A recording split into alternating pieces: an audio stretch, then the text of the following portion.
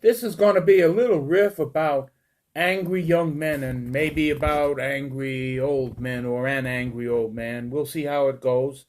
Anyway, I want to tell you a story. What happened to me the day before yesterday, it was. I was lucky enough to catch a ride, a seat, on the number 6 train going uptown. I'm staying down in the East Village for a while. But I'm gonna be moving to the Bronx soon, and I work in the Bronx, and I was on my way up there to work on the 6 train. I took the 6 train rather than the 4, even though it's a local, and even though it lets off a little bit further away from the garage. Why? Because I'm pretty sure I can sit. And sure enough, it was crowded when I got in, but several people offered me seats. You see, because I walk with this thing here. You see, so people know, or some people know, that I'm possibly experiencing pain if I have to stand, or I'm carrying a bag and I'm leaning on this thing and I'm trying to hold on to the handle.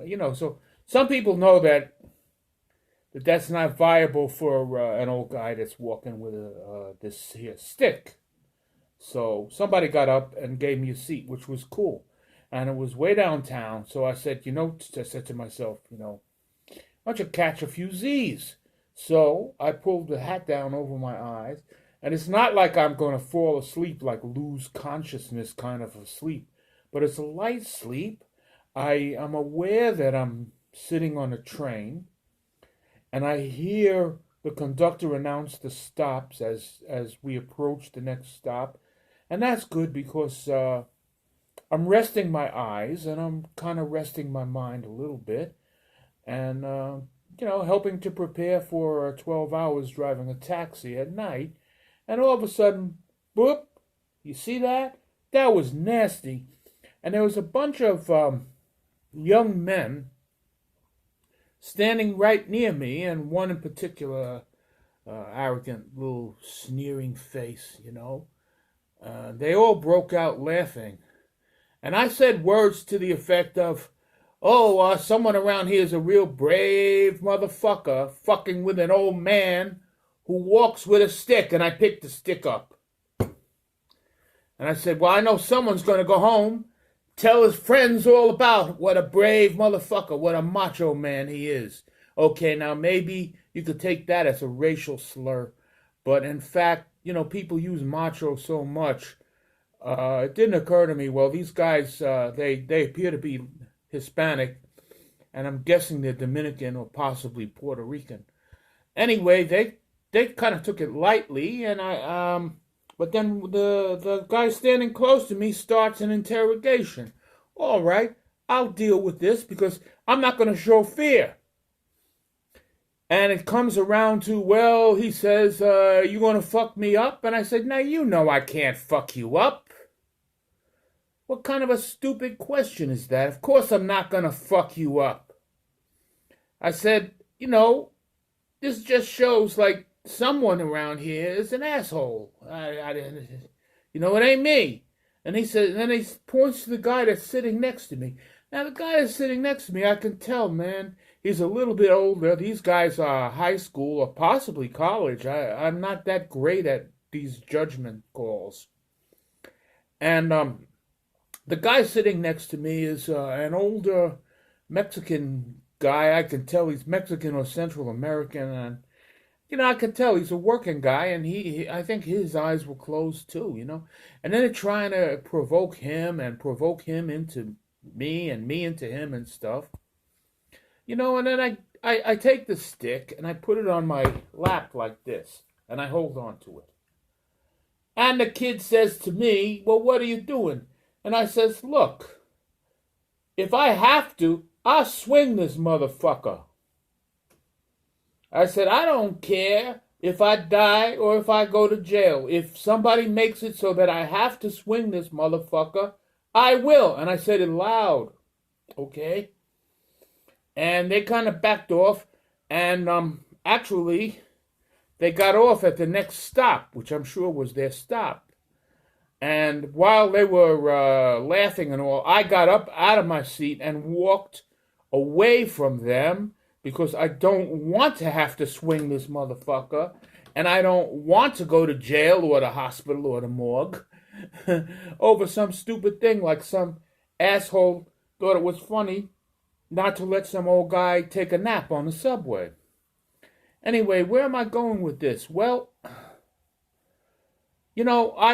I have this kind of hang up. It affects me in the taxi too, and I'll tell you the truth. You see, if I were these guys, I'd be kind of mad at the world, and I would even probably be mad at someone who looks like me. And, I see this with every once in a while I pick up a young black man and he takes me halfway around the world, and a red light a block away from where he says he's going, and the back door opens and he bails. I don't like it. It hurts me. It's an expensive proposition, especially now. They take taxes out, whether I got the money or not, Anyway, but, when I was young, I was an angry young man, too. I was angry.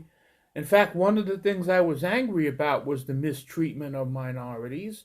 And at that time, I was kind of heavily influenced by this notion that Jews and blacks have a whole lot in common, which, I take that with a great big grain of salt now, being Jewish but not being rich. But anyway, although I grew up poor or close to poor in the projects, I did have certain advantages and privileges, which, for whatever stupid or good reasons, I never really took full advantage of. And, maybe it's the ringing in my ear that never goes away.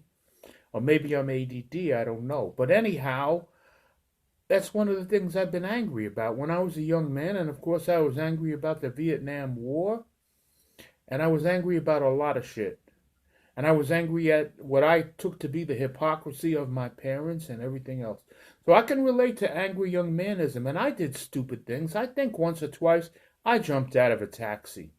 I'm not sure. I did. Yeah, I did.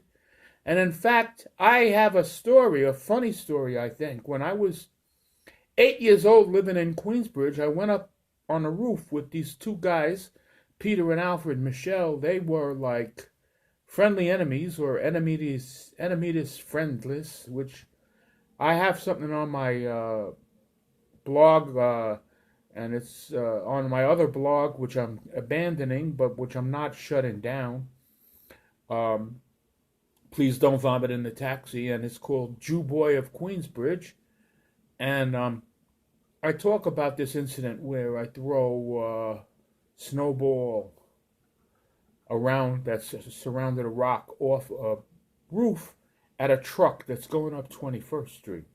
Why? Because I'm an angry, young, violent, delinquent kid at age 8 or 9.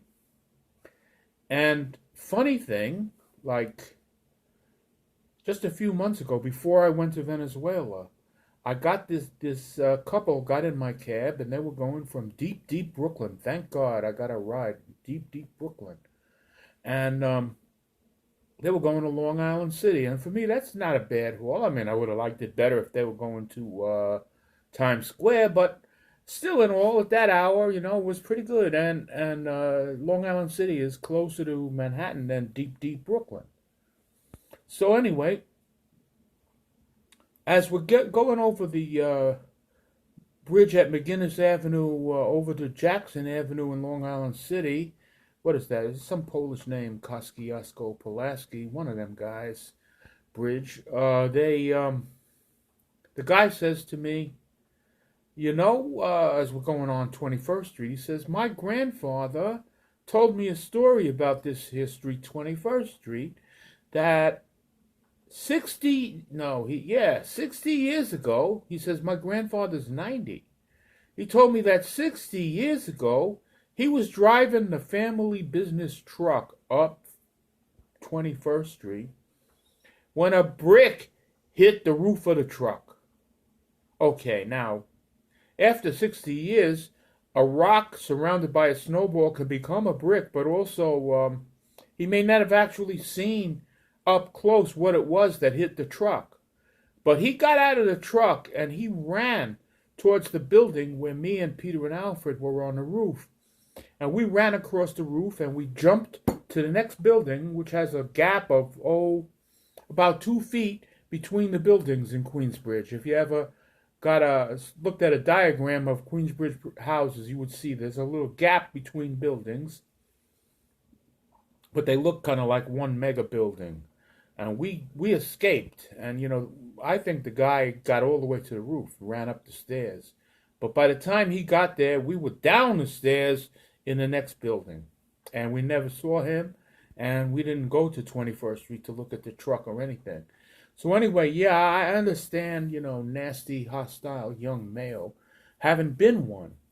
And so I'm not all that angry, and I don't take it personally in that sense.